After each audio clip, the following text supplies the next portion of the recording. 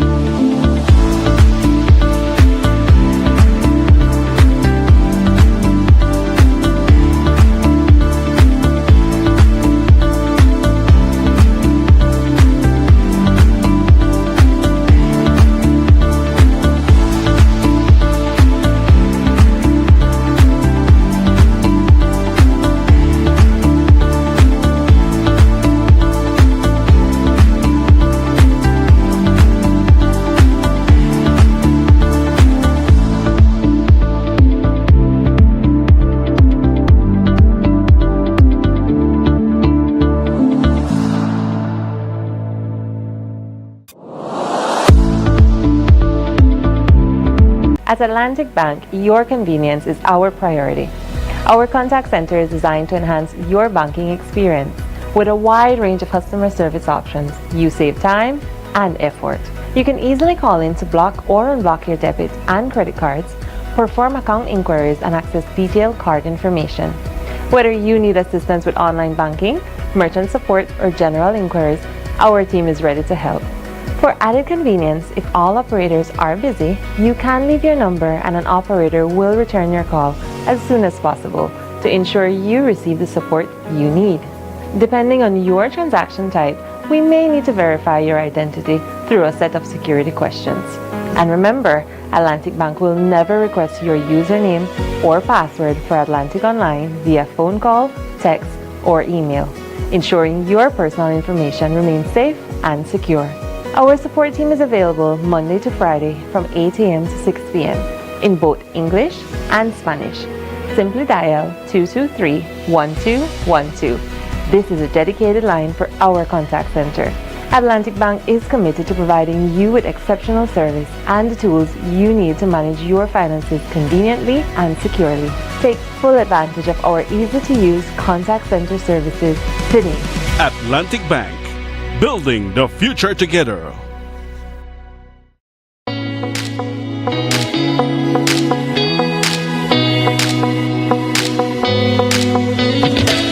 Oh man, one more scroll and my data is done.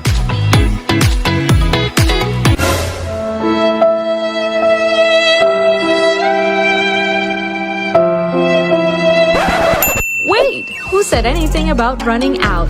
Smart just dropped a more powerful plan that now includes social media data so you can scroll till your fingers cramp.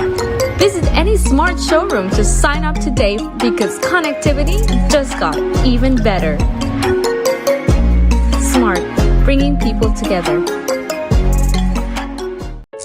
Tired of replacing light bulbs? LEDs are what you need. LEDs last up to 30,000 hours. That's 30 times longer than incandescent bulbs, and up to 8 times longer than compact fluorescents. So less changing and less trash. Planet Earth thanks you. And the LED experts at Brothers Habet and Habet will help you find the best LED solution, with colors for every room and mood, starting as low as $6.95. You can even get LED strips for home, office, and industrial use. So say goodbye to fluorescent tubes forever. And because they use up to 90% less energy, you save money. Money you can spend on other things.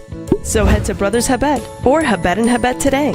You can also call, email, or Facebook us. Have a brilliant day. Measles is a virus that is highly infectious and spreads through the air when an infected person coughs or sneezes. It often starts with a fever, cough, runny nose, and red, watery eyes, followed by a rash that spreads all over the body. Measles can cause serious complications. But here's the good news. Measles is preventable. The safest and most effective way to protect your child is through vaccination. The MMR vaccine is safe and available at your nearest health centers and clinics. Let's keep our families and communities safe. Get vaccinated. Stay protected. Brought to you by the Ministry of Health and Wellness in partnership with PAHO and UNICEF. Belize introduced its new electronic passport in 2022 through the launch of the Electronic Passport Issuance and Control System, EPICS. The e-passport includes an electronic chip that safeguards the holder's personal information and photograph. It also features a verification mechanism compatible with biometric systems such as smart gates at international borders. The passport's design reflects national pride, showcasing Belizean landmarks and symbols. It incorporates 26 modern security elements to prevent fraud and corruption. The introduction of the e-passport aims to enhance security, improve processing efficiency, and reduce application backlogs, benefiting Belizeans both domestically and abroad. The Ministry of Immigration, strengthening national sovereignty, security, and socio-economic development. Welcome back. With our news, sitting in for Drea Espinoza, I am Marisol Amaya. The Ministry of Foreign Affairs has informed that the International Court of Justice has set oral proceedings to begin on Monday, November 24 this year on Guatemala's application for permission to intervene in the Belize versus Honduras case regarding sovereignty over the Zapodilla Keys. In November 2022, Belize had requested that the ICJ adjudge and declare that Belize has sovereignty over the Zapodilla Keys, but Guatemala also claims sovereignty. Belize had filed its memorial in the Honduras matter in May 2023, and Honduras filed its counter memorial in December that year. Guatemala made its application to intervene on December 1, 2023. According to the Ministry of Foreign Affairs, Belize did not object to Guatemala's application, but Honduras did.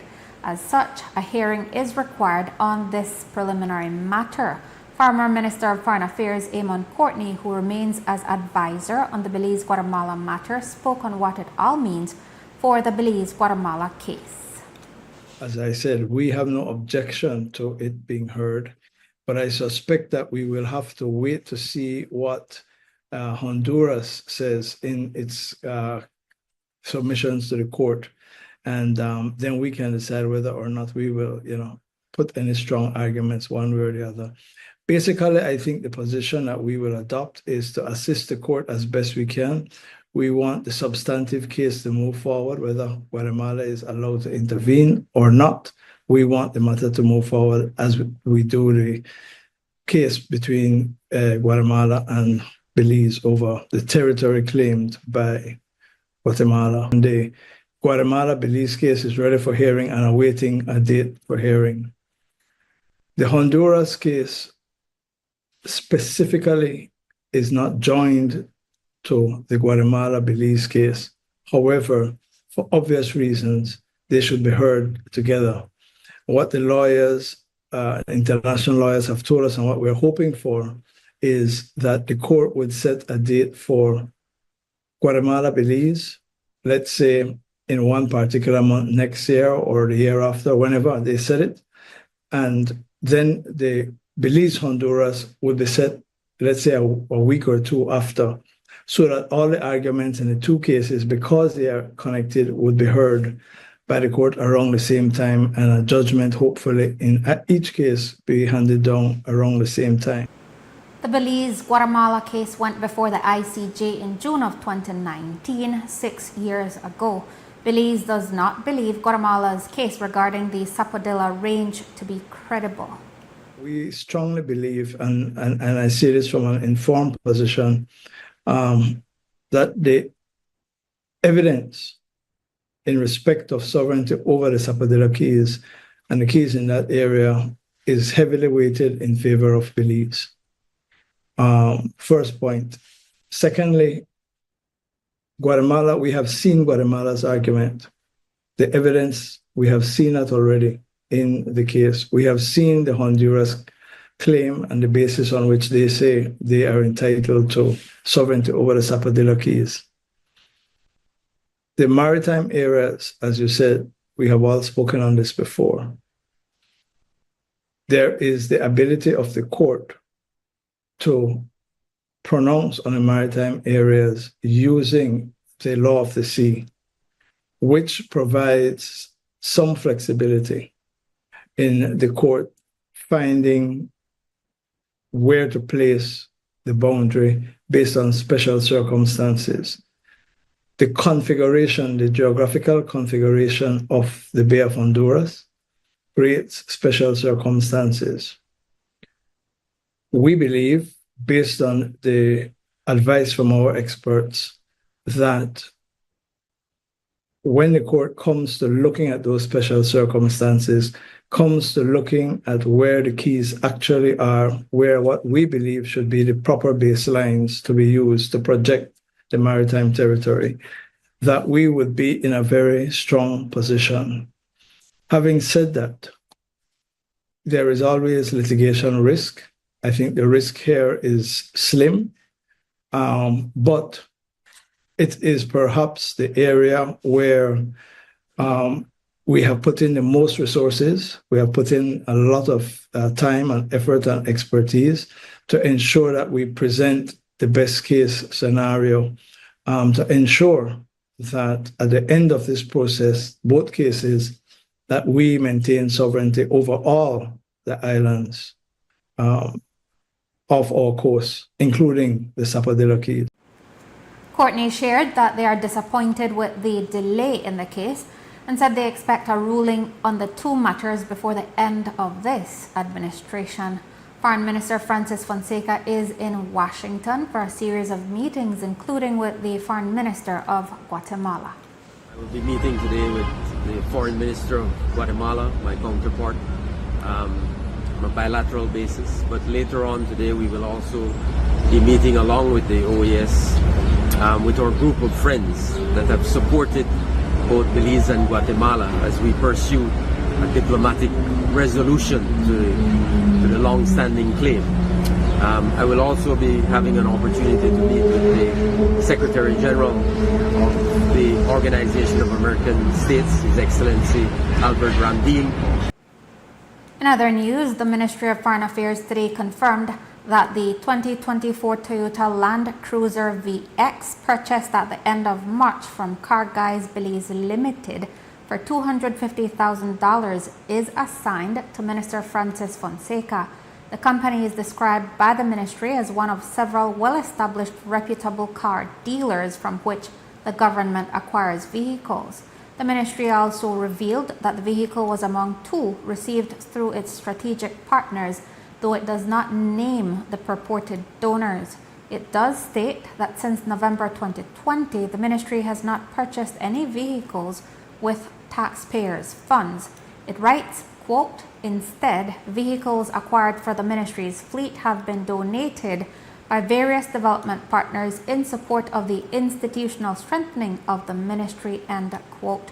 The ministry also notes that its vehicles are used not only for its daily operations, but also for the provision of protocol service for the entire government.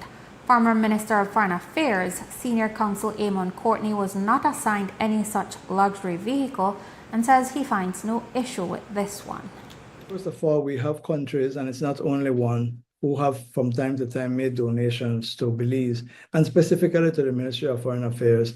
And whilst I was there, we made requests to upgrade the fleet for the very reason that Belize hosts a conference tomorrow and we have heads of state or foreign ministers or environment ministers coming in and say, we need proper buses, we need proper vehicles to move them around. So that's not unusual. And countries from time to time are quite prepared, disposed to assisting us in that way. And as I said, we got whilst I was there.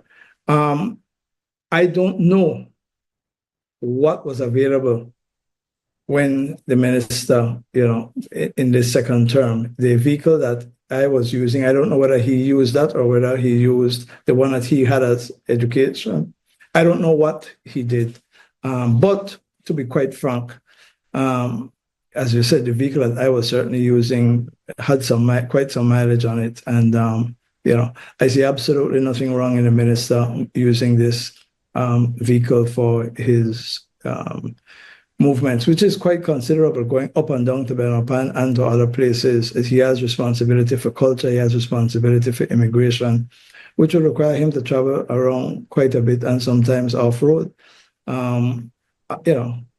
Focusing on loss of revenue, of course, is a red herring, as there was no loss of revenue. So I have no difficulty with it. Meanwhile, Transportation CEO Chester Williams, who himself is a car dealer, has weighed in on the acquisition of the used 2024 Toyota Land Cruiser for the Ministry of Foreign Affairs from Car Guys. Williams reports that the vehicle was acquired, quote, through a grant from a foreign country that recognized the importance of foreign relations and the importance of leaving a positive impression in the international world, end quote. According to Williams, who shared his opinion on a Facebook post, with the mileage being below 5,000 miles, the vehicle is still considered brand new. He added that if the vehicle had been purchased from the dealership, it would have cost between $350,000 and $400,000. He invited Belizeans to understand that those in foreign affairs and the chief protocol officer are the ones responsible to meet foreign dignitaries visiting the country and must leave a first impression. They therefore require quality and reliable vehicles, he says. One person who weighed in on Williams' post is attorney Adra Matura, who wrote that there are many luxury vehicles owned by the government already. She also wrote, quote, just remember, every penny we waste, it's one less to solve crime and poverty in this country. George Price never stopped using his Land Rover, end quote. A 14-year-old boy identified as Axel Oroman lost his life on Saturday following an incident involving a jet ski in the vicinity of the Hallover Bridge just outside Belize City. Sometime around 3 p.m., he was operating the vessel with 55-year-old Roy Alvarez as his passenger. Alvarez, who was a neighbor, reported that Oroman lost control of the jet ski and both were plunged into the water. He was assisted by lifeguards from a nearby resort, but the minor could not be located. A search party was organized by his family and friends. They said that the authorities were not meaningfully assisting on Saturday, but on Sunday, Coast Guard divers participated in the search. Oroman's body was discovered after 4 p.m. in the same vicinity where he had disappeared on Sunday. His family says he had gone to his neighbor's house without their permission. Today, ACP Gilberto Romero told the media that initial reports show Oroman took the jet ski for a joyride without the consent of the owner.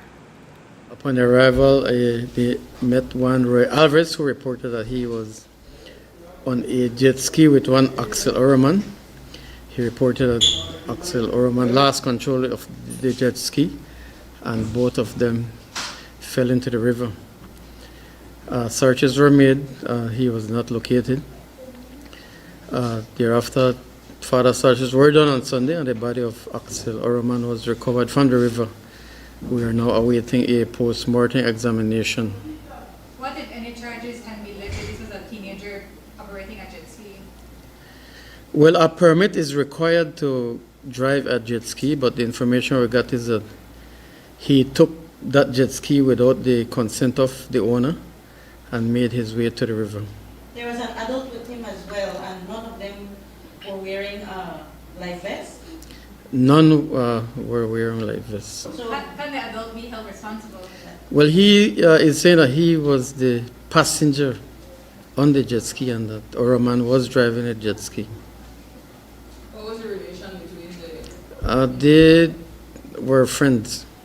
The Coast Guard was immediately called to the area. They came and did an assessment. The body was not found. Thereafter, they returned Sunday to continue with the search.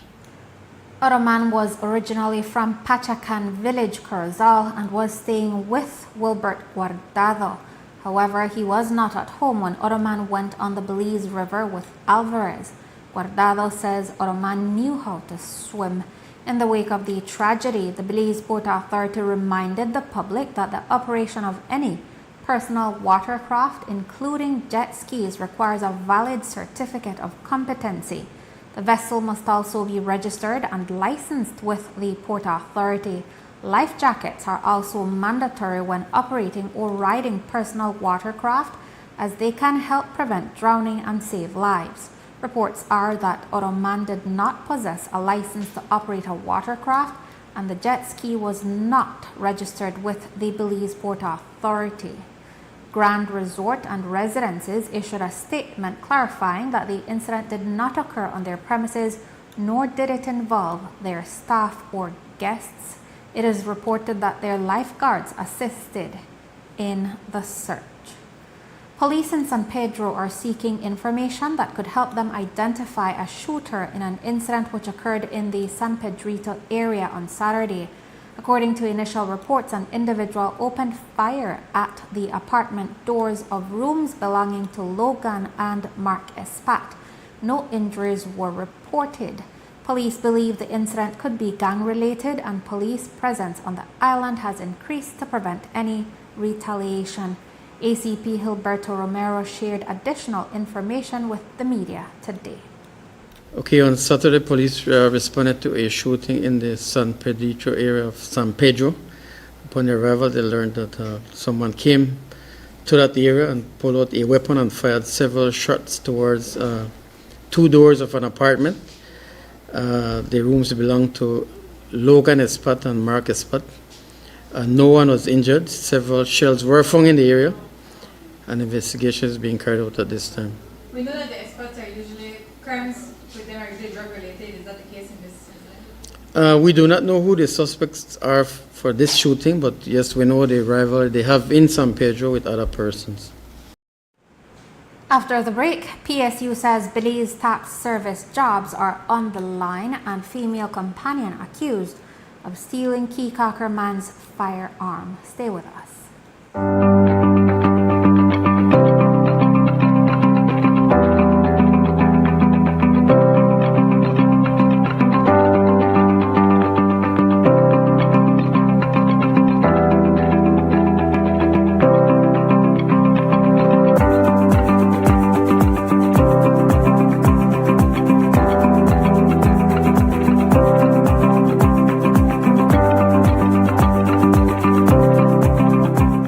Electricity is evolving, and BEL is leading the way with smarter connections across Belize. Meet AMI, Advanced Metering Infrastructure. It's not just a meter, it's a smarter way to manage power. Smart meters record your energy use in real time and securely send the data to BEL. Key customer benefits include real-time insights into energy usage, improved home energy planning, integration of solar, battery, and EV technologies, and innovative customer service solutions. Get ready! AMI is coming soon to municipalities across Belize, including the Keys, to give you more control and reliability. BEL, bringing you a brighter tomorrow.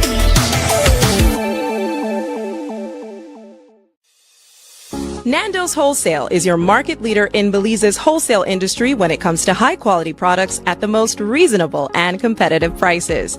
With over 40 years in the wholesale business, Nando's Wholesale embraces the partnership of the hotel industry in Belize by providing world-renowned brands in wines, seasonings, condiments, and cleaners in industrial sizes, as well as small and large kitchen appliances and equipment. Nando's also takes pride in providing one of the quietest and most durable air conditioning systems in Belize with technical support and spare parts. Nando's Wholesale. Professional, reliable, effective, and prompt. Nando's Wholesale always delivers. Visit us at www.nandos.bz or send an email to nandos@nandos.bz. Or, even better yet, give us a call today at 222-500 or 280-8080 to speak to one of our sales representatives today.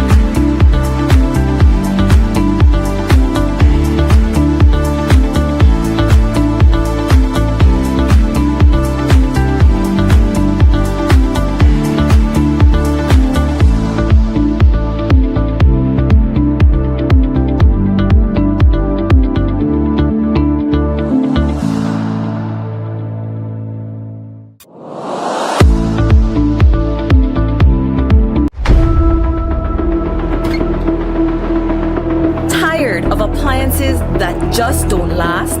Appliances that just can't keep up? It's time for a change.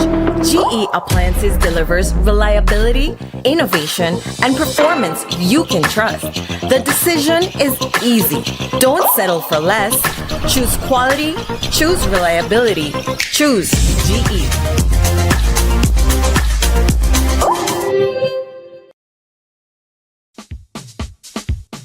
Sea una persona ocupada o atrapada en el tráfico, o que tenga una circunstancia adversa o muy exigente, la tensión se acumula y lo estresa.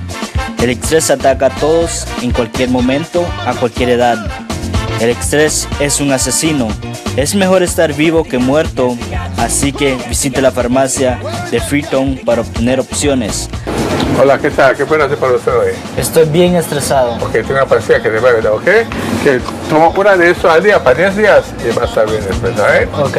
Farmacia Freetown, carretera 28 Freetown, donde estás mejor vivo que muerto. Farmacia Freetown, teléfono 22 32 87 6.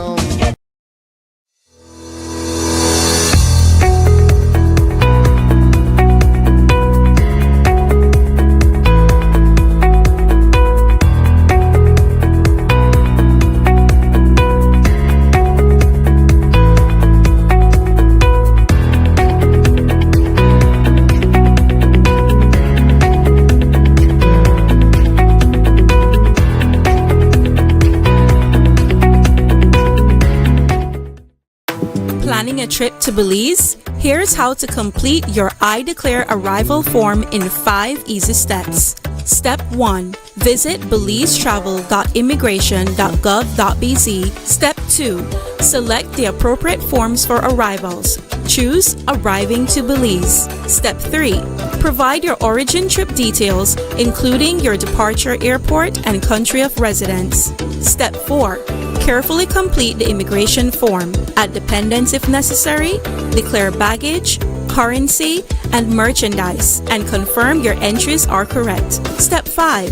Download your completed form and take a screenshot of your QR code and reference ID to present to the immigration officer. Thank you for using Belize iTravel. Safe journey.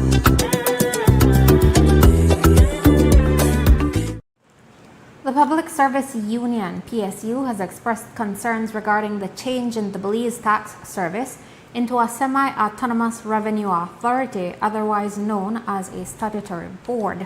PSU President Dean Flowers said he and other union leaders were formally notified of the changes at a meeting on July 16. Based on the information presented, Flowers says the, quote, legal terms and conditions of service will be changed unilaterally, end quote, for the staff. At the same time, he points to many unanswered questions. The report is that the existing staff of 260 will be required either to resign and collect benefits if they have 10 years or more of service, or request a transfer into other areas of the public service or retire. Further reports are that there would only be 153 positions available within the new board. A meeting is being organized with staff for July 29 to address concerns. The union says the legislation to allow for the transition has already been drafted, even though they were not consulted, and the staff has not been officially informed of the changes being undertaken. The transition is expected to happen by December 2025. The chairman of the Sugar Industry Control Board and the director of the Sugar Industry Research and Development Institute recently visited Mexico in hopes of learning some more about the fusarium infestation that is affecting both countries. The Minister of Agriculture, Amaya, explained that Mexico's problem with the fungus is even worse than ours, as their infestation started a year before, and for their latest sugarcane crop, their yield was 15 tons of cane to 1 ton of sugar, whereas in our case, the yield was 11 to 1. Mai says if we do nothing, our condition will also worsen. He announced on Friday that we have now started treating fusarium-infected cane. Infestation ranges from level 1 to 5, and it was observed in Quintana Roo that cane fields with the worst levels can be revitalized. But we also saw that the fields that have grade 5 level infection after being treated can still come back. And we saw that in Quintana Roo, in Quintana Roo. So we are looking at their cocktail. We're using some of what they are doing, most of it. And so yesterday was the first day that we started to apply treatments to the fields.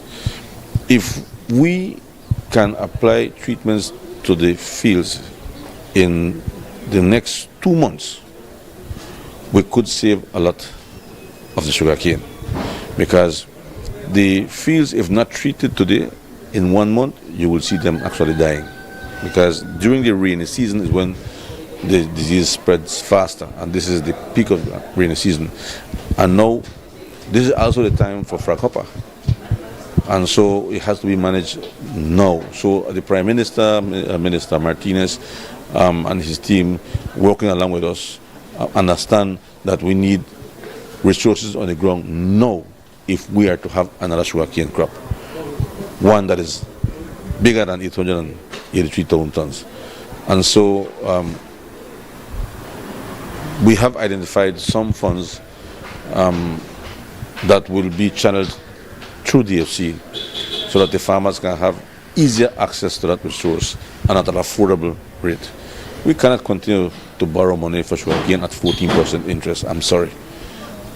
And so that cannot continue. So the Prime Minister and Dr. Martinez, being the Minister of Finance and Economy, they now have found a way to get resources to DFC so that the farmers can benefit from it. So this week we'll sit down, both teams, and along with DFC, to see how we can strategize, how we can organize the funding to the farmers.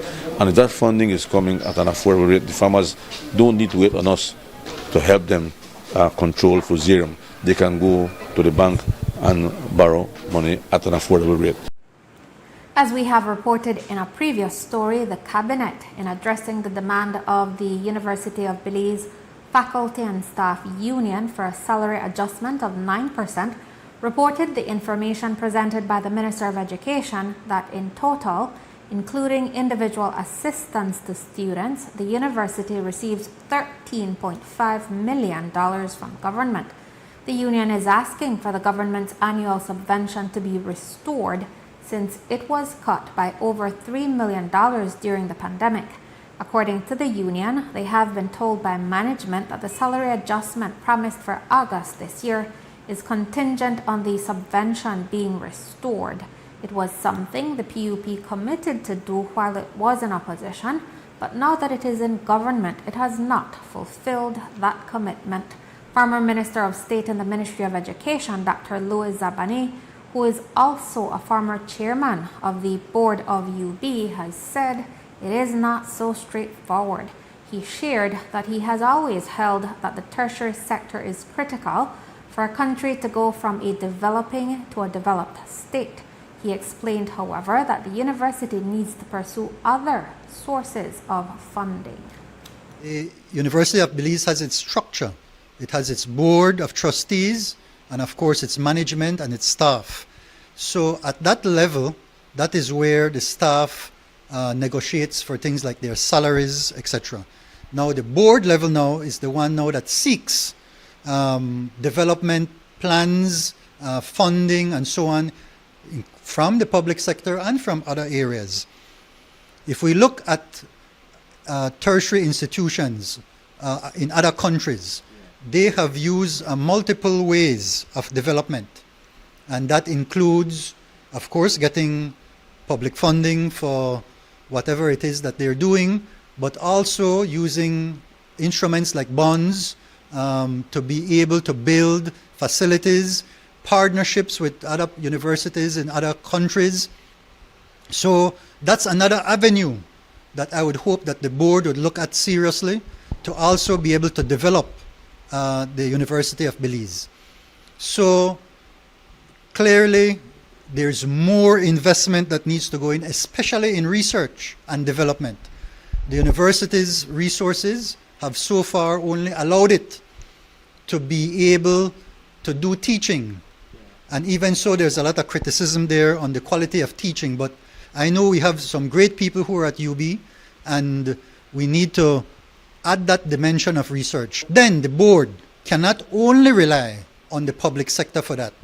The board and the faculty and the public sector and other partners in the community must come together to find innovative ways of raising these funds and, of course, of benefiting the staff that's there. So it's not as straightforward as to say, we support you getting 9% more for your salaries or not. You have to look at the broader context of things.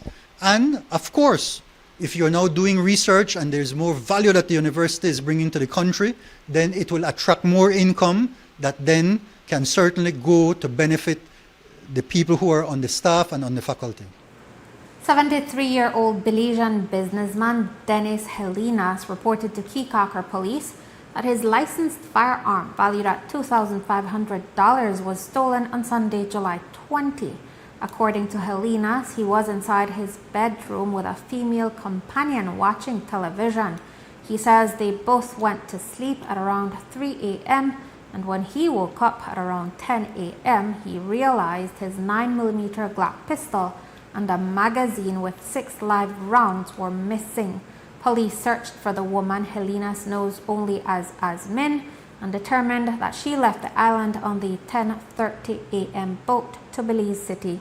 ACP Gilberto Romero shared additional details their preliminary investigation has revealed.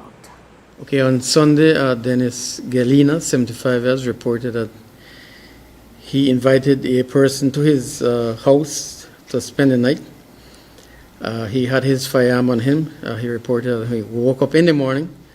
He realized that his firearm had been stolen and the male person was nowhere to be found.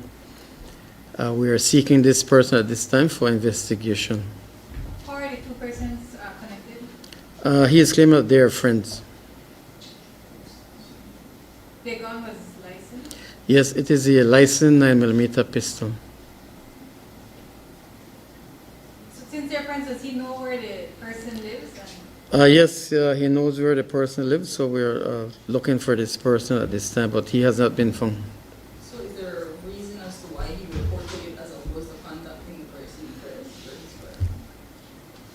He did not give permission for anyone to take his firearm, so as soon as he realized it had been stolen, he made a report.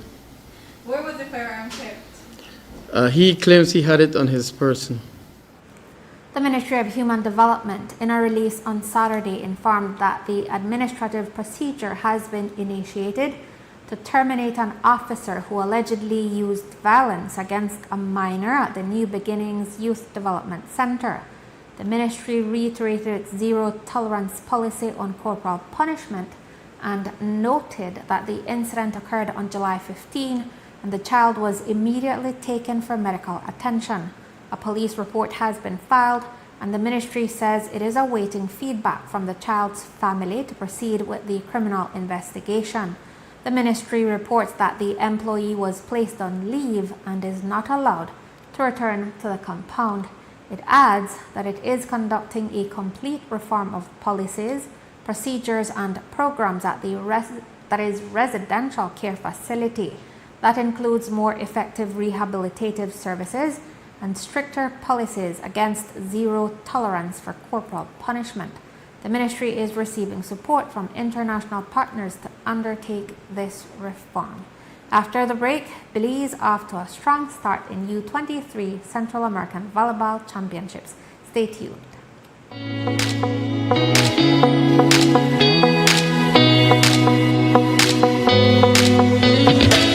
Oh man, one more scroll and my data is done.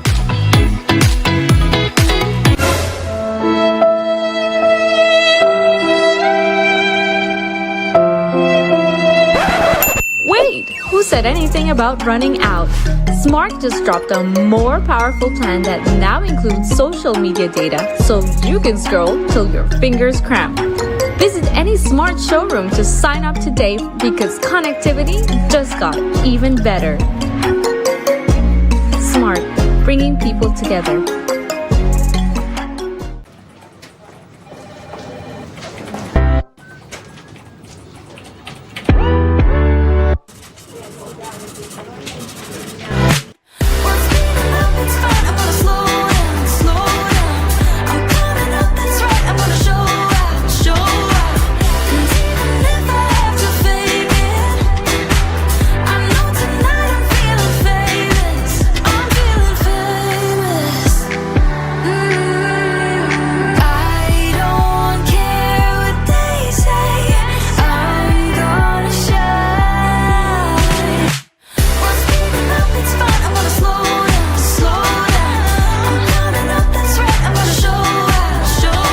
Every moment matter with your credit card.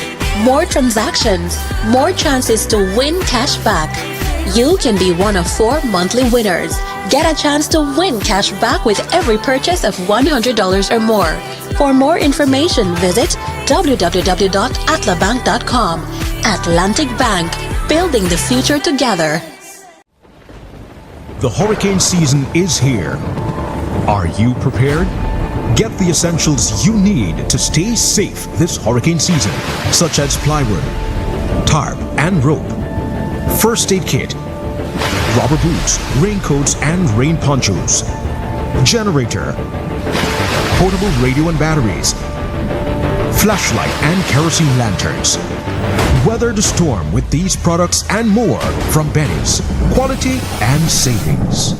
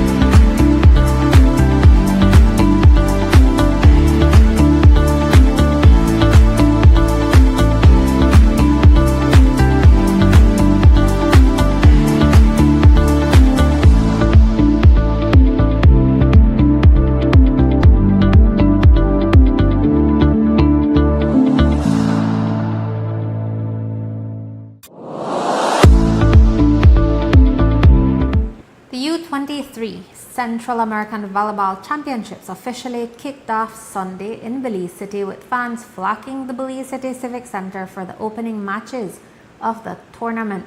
The first game of the night saw Guatemala face off against El Salvador. Guatemala secured a dominant victory, winning in straight sets. Belize followed with an impressive performance in their opening match against Panama, winning 3 straight sets as well. The energy inside the Civic Center was exciting as fans waved flags and blew their horns to cheer on Team Belize, showing strong national support for the young athletes representing the country.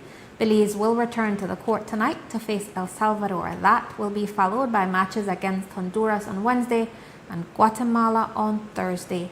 The tournament continues throughout the week, with regional teams battling for volleyball supremacy in Central America.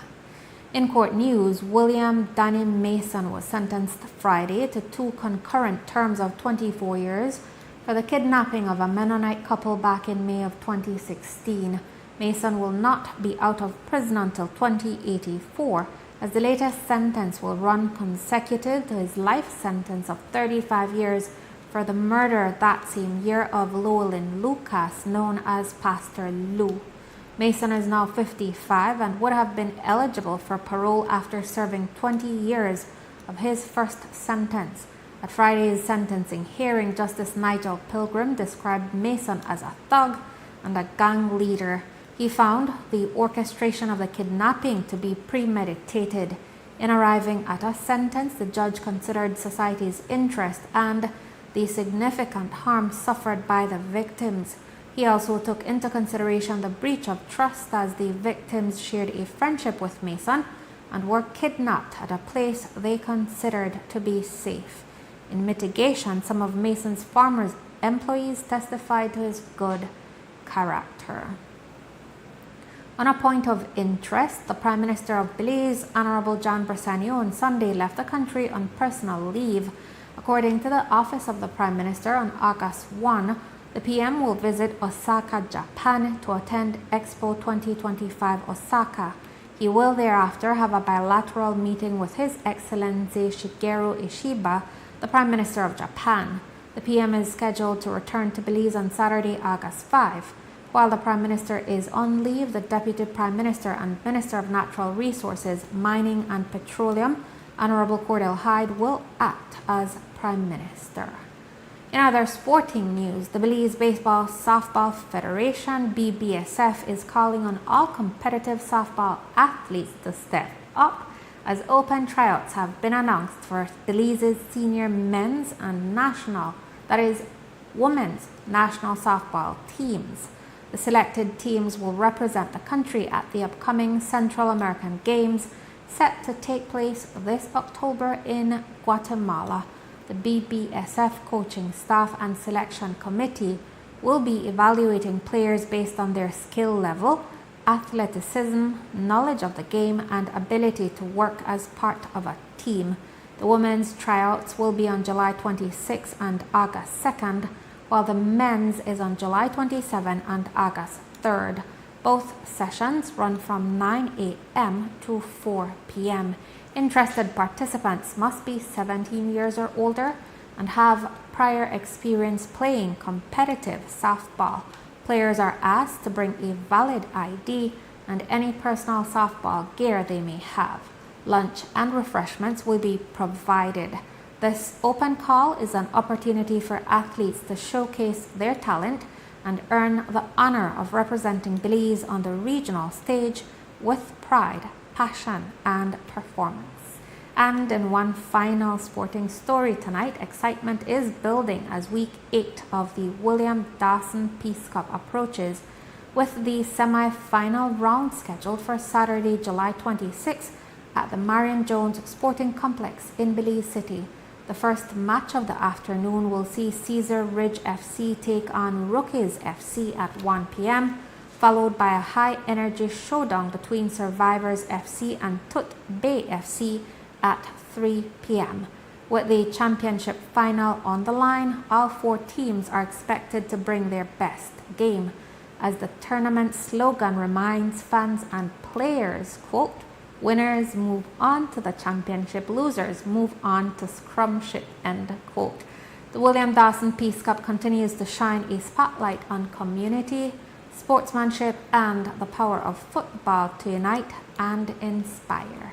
And with that, we have come to the end of our newscast. The repeat can be viewed on this station later tonight at 9 and again tomorrow at midday. Join us again tomorrow for another news broadcast. And remember, you can always catch up with the day's top stories on our YouTube channel and Facebook page under XTV Belize. And you can watch the evening news live on our XTV BH&I app. I am Marisol Amaya. Have a safe and enjoyable evening.